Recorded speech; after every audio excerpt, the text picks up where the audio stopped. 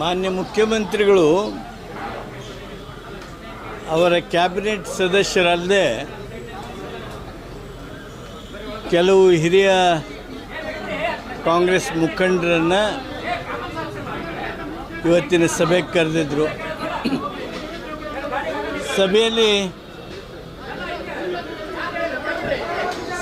ಸಭಾಪತಿಗಳ ಹಾಗೂ ಕೌನ್ಸಿಲ್ ಚೇರ್ಮನ್ರ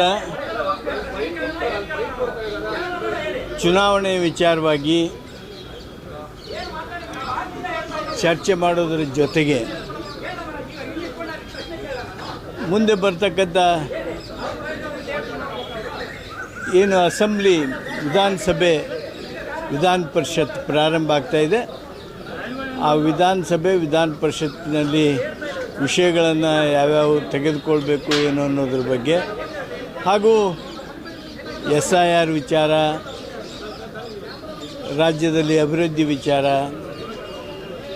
ಅಲ್ಲದೇ ಹಲವು ಸಂಘಟನೆಯ ವಿಚಾರ ಇವೆಲ್ಲವುಗಳನ್ನು ಚರ್ಚೆ ಮಾಡಿದ್ದೇವೆ. ನಾವು ನಮಗೆ ತೋಚಿದ್ದು ಏನು ಸರಿ ಅನ್ನಿಸ್ತದೆ ಆ ಸಲಹೆಗಳನ್ನು ನಾವು ಈ ಸಭೆಯೊಳಗೆ ಕೊಟ್ಟಿದ್ದೇವೆ.